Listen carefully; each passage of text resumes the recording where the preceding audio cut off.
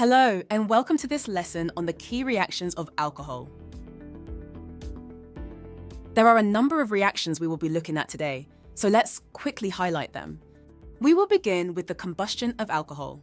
This will flesh out the uses of alcohols as a fuel additive. Next, we will look at the partial oxidation of alcohols. This will allow us to explain why wines go off. Finally, we'll move on to understanding the dehydration of alcohols.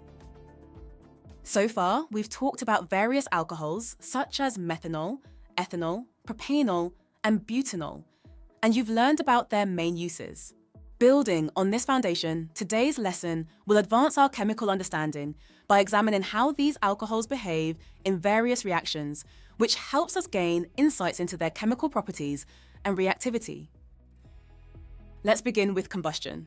When alcohols react with oxygen, they undergo a combustion reaction similar to alkanes. The general equation for the complete combustion of an alcohol is alcohol plus oxygen produces carbon dioxide plus water. For example, consider the combustion of methanol. We can start with the word equation methanol plus oxygen produces carbon dioxide plus water. Then, transitioning into formulas, this gives us CH3OH plus O2 produces CO2 plus H2O.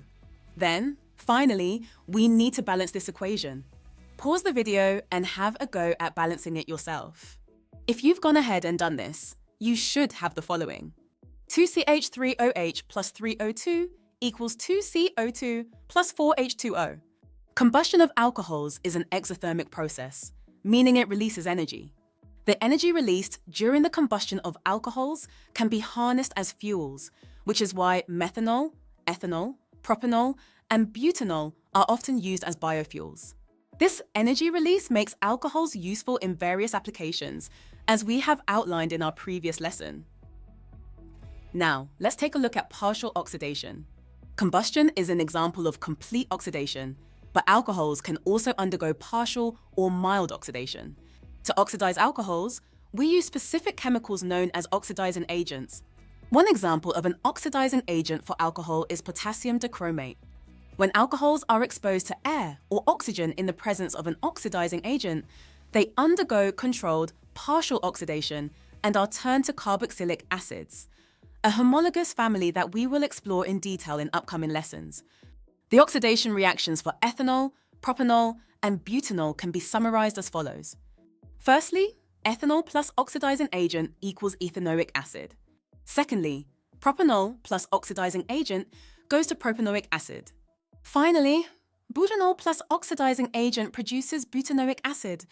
Don't worry if you're not familiar with the formulae for carboxylic acids. The whole of our next module is dedicated to them, so you'll become comfortable with these formulae soon enough. Despite how these equations are new, you're likely familiar with the process they describe if you've ever witnessed someone describe wine as having gone off.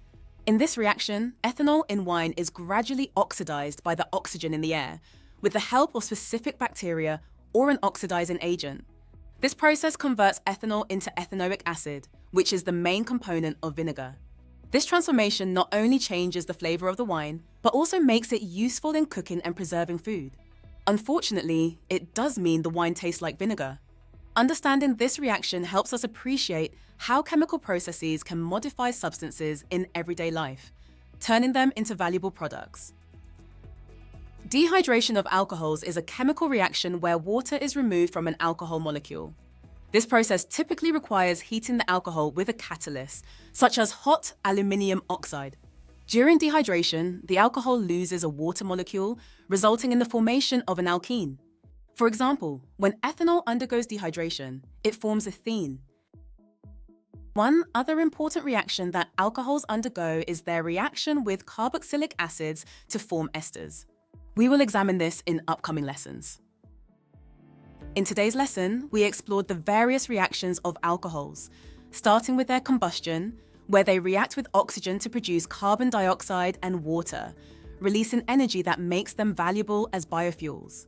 We then looked at mild or partial oxidation, where alcohols can be transformed into carboxylic acids using oxidizing agents, exemplified by the conversion of ethanol into ethanoic acid in the production of vinegar. Additionally, we discussed dehydration, where water is removed from alcohols to form alkenes, and we observe the reaction of alcohols with sodium, noting the bubbling due to hydrogen gas production. Finally, we touched on the future topic of alcohols reacting with carboxylic acids to create esters. Understanding these reactions not only highlights the versatility of alcohols in chemical processes, but also their practical applications in everyday life. Watch the rest of the GCSE chemistry course at Sophos Education.